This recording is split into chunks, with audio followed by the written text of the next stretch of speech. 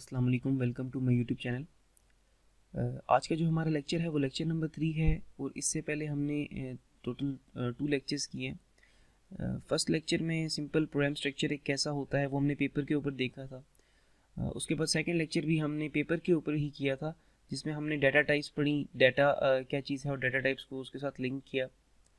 Then हमने उसके बाद वेरिएबल डिक्लेरेशन रूल्स पढ़े थे, एक वेरिएबल को डिक्लेयर कर सकते हैं, उसके लिए क्या क्या रूल्स हैं, नेमिंग कैसे कर सकते हैं, कीवर्ड्स पढ़े थे हमने। जो आज का हमारा लेक्चर है, हमने सिंपल कोड्स को रन करना है, एग्जीक्यूट करना है आईडीई के ऊपर।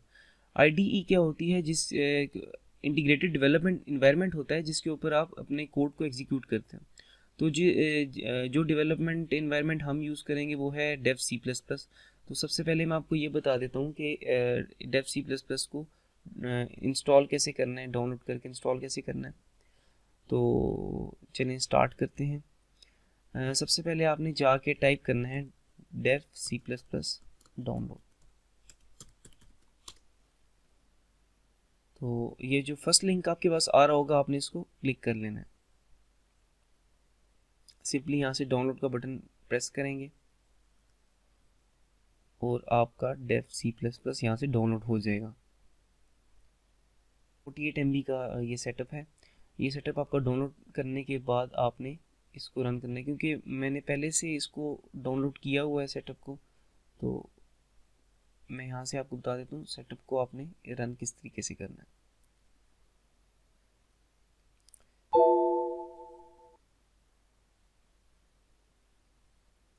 इस तरीके से आपका सेटअप पहले लोड होगा। ओके पे क्लिक कर देंगे और लाइसेंस को आपने एग्री करना है। नेक्स्ट आपने अपने सी जहाँ पे भी आप इसको इंस्टॉल करना चाहते हैं इंस्टॉल कर देंगे ब्राउज करके।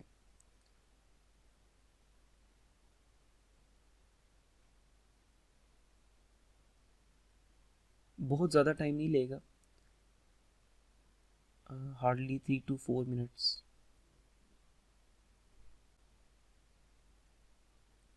जी, तो हमारा सेटअप इंस्टॉल हो चुका है, बस आपने यहाँ से इसको फिनिश करना है और अपनी मेन स्क्रीन पे वापस आ जाए। ये आपके पास एक शॉर्टकट क्रिएट हो जाएगा डेव सी प्लस प्लस का। नेक्स्ट कर दीजिएगा, नेक्स्ट, ओके।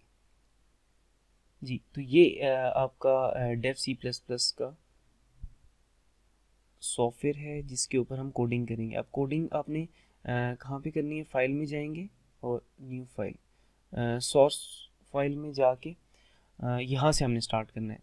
तो जैसे कि मैंने आपको पेपर कोडिंग में बताया था कि हमने सबसे पहले हेडर फाइल लगानी है। तो जो हमारा ये फर्स्ट प्रोग्राम है, हम इसमें एक हेलो वर्ल्ड किस तरह से प्रिंट करते हैं मैं आपको पहले ये दिखा देता हूँ। तो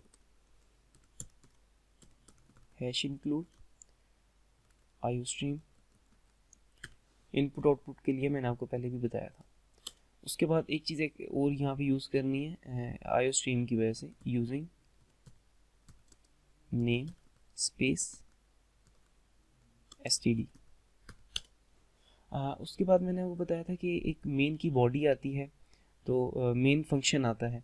तो मेन फंक्शन हम पहले यहाँ पे टाइप करेंगे, इसका सिंटैक्स है कंप्लीट। अब जैसे कि मैंने आपको बताया कि हम एक लाइन प्रिंट करते हैं हेलो वर्ल्ड। तो सी आउट,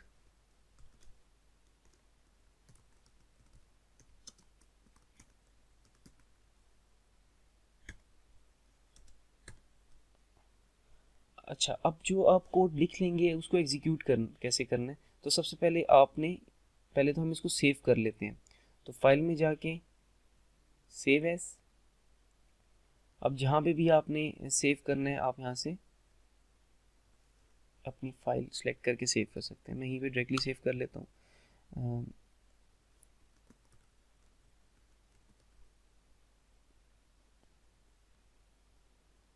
अब सेव करने के बाद क्या होगा, आपने इसको एग्जीक्यूट करना है। तो एग्जीक्यूट करने के लिए ये कंपाइल आप F9 डायरेक्टली प्रेस करके भी कंपाइल कर सकते हैं और इस बटन से भी। तो F9 प्रेस करेंगे, यहाँ पे आपको कंपाइल लॉग पे आपको बताएगा कि कोई एरर है या नहीं। जैसे मैं अभी एक खुद से एक एरर डालता हूँ, सेमी कॉलन जैसे हटा देता हूँ यहाँ से और फिर एग्जीक्यूट करता हूँ इसको। अब जब एग्जीक्यूट करूँगा तो एरर आएगा। तो ये चीज़ है मेन, यहाँ पे आपको एरर का पता लगेगा। वापस सेमीकोलन डाल के और कंपाइल करते हैं तो ये देखें 0 एरर 0 वार्निंग्स। अब हमने इसको रन कैसे करना है, ये बिल्कुल कंपाइल के साथ F10 भी प्रेस करके, तो ये देखें हेलो वर्ल्ड प्रिंट हो चुका है। तो ये हमारा फर्स्ट कोड था C++ का। देन उसके बाद अब एक सिंपल कोड हम करते हैं जिसमें हम दो नंबर्स लेते हैं, उनको ऐड मल्टीप्लाई सब्ट्रैक्ट और डिवाइड करते हैं। तो वो कैसे होगा, जो अब हम कोड करने जा रहे हैं वो हमारा कोड है जिसमें हम सिंपली दो नंबर्स को ऐड करेंगे, सब्ट्रैक्ट करेंगे, मल्टीप्लाई करेंगे और डिवाइड करेंगे। मीन्स के अरिथमेटिक ऑपरेशंस इसके ऊपर अप्लाई करेंगे। तो फर्स्ट लाइन में वही हमारी इनपुट आउटपुट स्ट्रीम आ जाएगी, हेडर फाइल जो आपकी है।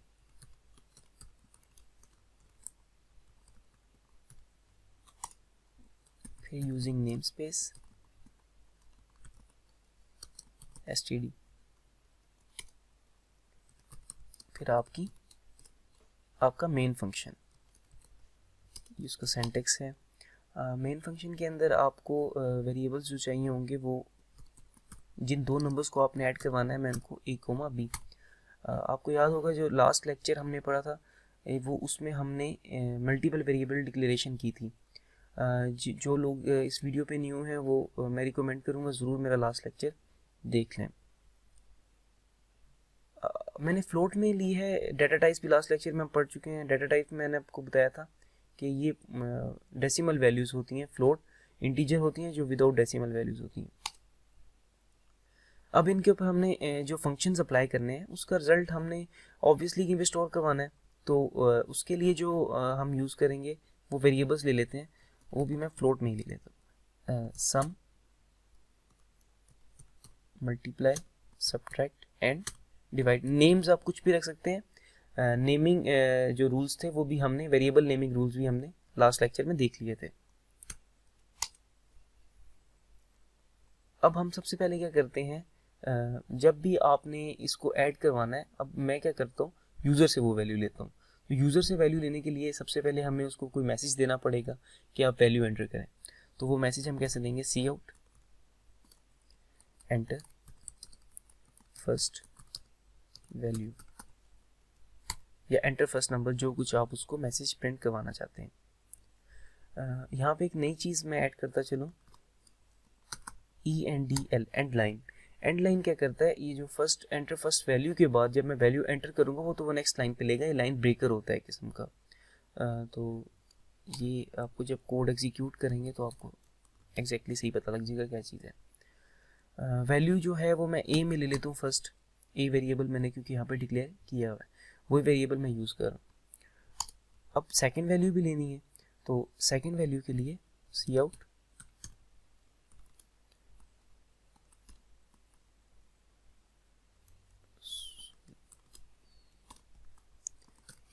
Enter second value.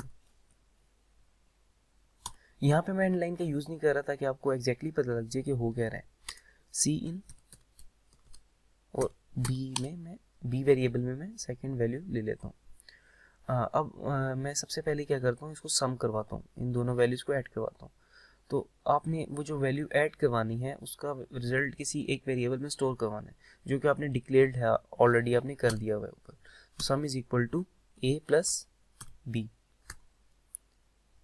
इसी तरह मैंने एक काम मल्टीप्लाई का करना था। अब मल्टीप्लाई करवाने के लिए आपका ए और मल्टीप्लाई करवाने के लिए स्टेरिक का यूज़ होता है बी। देन सब्ट्रैक्ट में करवाता हूँ तो subtract is equal to A minus B.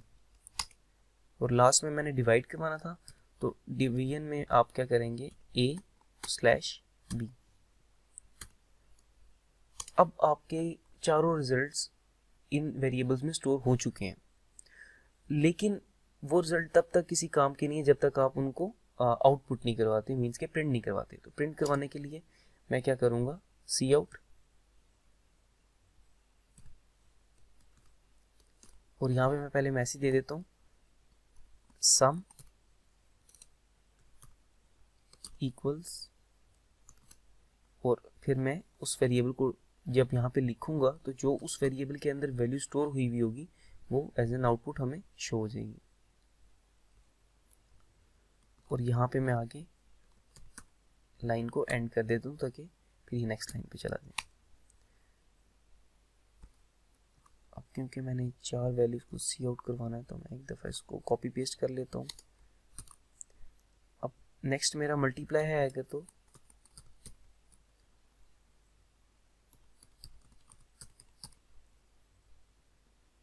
और यहाँ पे मैं MUL जो मल्टीप्लाई का वेरिएबल मैंने डिक्लेयर करवाया था वो रख देता हूँ। और लास्ट में सब्ट्रैक्शन था, SUB वेरिएबल का नेम था वो मैं रिप्लेस कर दूंगा, और सबसे एंड में डिवीजन था। यहाँ पे वेरिएबल क्या रख देंगे DIV जो कि डिक्लेयर्ड है ऑलरेडी। अब इसको रन करके चेक करते हैं। तो रन हो चुका है, कंपाइल किया था सॉरी हमने। अब रन करते हैं तो अब वो में से फर्स्ट वैल्यू पूछ रहा है। अब देखें ये जो कर्सर है ये वैल्यू से नीचे आ गया, ये एंड लाइन की वजह से है। मैं फर्स्ट वैल्यू डालता हूँ 6 और एंटर प्रेस करता हूँ। अब सेकंड वैल्यू देखें कर्सर बिल्कुल वैल्यू के साथ है, वो इसलिए कि मैंने जो सेकंड मैसेज था उसमें एंड लाइन का यूज़ नहीं किया था। अब वो वैल्यू मेरा से इसके साथ ही लेगा 7। और अब देखिए sum is equal to 13, multiplication is equal to 42, subtraction is equal to minus, जो भी यहाँ पे आंसर आ रहा है इक्वल्स मैंने डालना भूल गया था मैं, तो इक्वल्स नहीं उसने किया और 6 - 7 - 1 प्रिंट करवा दिया। डिवीजन में आंसर 0.857143 दे रहा है। अब ये आंसर इसलिए परफेक्ट दे रहा है कि मैंने यहाँ पे डिवीजन में फ्लोट का यूज़ किया हुआ था। अगर मैं यहाँ पे सपोज इंटीजर रख देता फ्लोट की जगह तो मेरा ये आंसर पॉइंट्स में ना आ सकता, मेरा डायरेक्टली 0 आ जाता। मैं अभी दोबारा से आपको करके भी दिखा देता हूँ। सपोज मैं डाटा टाइप को चेंज कर देता हूँ, यहाँ पे INT कर देता हूँ। दोबारा से कंपाइल करते हैं और रन करते हैं। एरर नहीं आएगा, लेकिन अब फ़र्क क्या पड़ने वाला है मैं आपको दिखा देता हूँ। 6 डाला वही सेम वैल्यूज डालते हैं और 7। अब देखें डिवीजन का आंसर 0 आ गया। 6/7 पहले आपको डेसिमल में 0 पॉइंट समथिंग वैल्यूज वो रिटर्न कर रहा था, लेकिन अब क्योंकि आपने इंटीजर टाइप रख दी है तो इंटीजर टाइप में क्या होता है वो 0 पॉइंट के बाद वाली सारी वैल्यूज को मिस कर देता है और पॉइंट से पहले वाली वैल्यू उठा लेता है। ठीक है, इसकी अगर एग्जांपल मैं आपको दूं, मैं दोबारा से इसको रन करता हूँ और अब की बार मैं वैल्यू 7.5 लेता हूँ फर्स्ट, और वो 7.5 एक्सेप्ट भी कर लेगा क्योंकि वो ए फ्लोट में है। जो सेकंड वैल्यू है मैं 2 लेता हूँ। अब ये देखें इसका एक्चुअल सम होना चाहिए था 7.5 + 2 9.5, लेकिन क्यों 9 है क्योंकि यहाँ पे मैंने डाटा टाइप को चेंज करके इंटीजर कर दिया है। अगर मैं वापस फ्लोट में ले जाऊँ तो और यही वैल्यूज इनपुट करूँ तो अब मैं इसको वापस फ्लोट में ले जाता हूँ। अब इसको दोबारा से रन करके चेक करते हैं। सेम वैल्यूज देता हूँ 7.5 और 2। अब देखें बिल्कुल आपके आंसर्स बदल गए। सम 9 था पहले क्योंकि इंटीजर था, लेकिन अब जैसे ही मैंने इसको फ्लोट किया तो वो डेसिमल वैल्यूज भी पिक करना शुरू हो गया। तो आपने ये ध्यान रखना है कि इसमें आपका कभी भी सिंटैक्स एरर नहीं बनता, क्योंकि नंबर्स तो हो रहे हैं ना, नंबर्स तो आ रहे हैं। फ्लोट और इंटीजर दोनों न्यूमेरिक फॉर्म में आते हैं, लेकिन फ्लोट डेसिमल्स हैं और इंटीजर, तो इसमें आपका एरर तो नहीं आएगा, लेकिन ये एक किस्म का लॉजिकल एरर कह सकते हैं कि आपने अगर डिवीजन करवा रहे हैं और पॉइंट्स में आंसर आना चाहिए तो आपको आना चाहिए। इसलिए आप कोशिश किया करें कि ज़्यादातर नंबर्स को फ्लोट में रखा करें, क्योंकि जब आप एक सिंपल इंटीजर 10 देंगे वो 10.0 ले लेगा उसको, तो वो भी ऑब्वियसली राइट होगा, ठीक होगा। तो इन चीज़ों का ध्यान रखना है। तो ये हमारा एक सिंपल कोड था सम, मल्टीप्लाई, डिवाइड और सब्ट्रैक्ट का। होप सो आपको समझ आ गया होगा। आज तक के लिए इतना ही था। अल्लाह हाफिज़।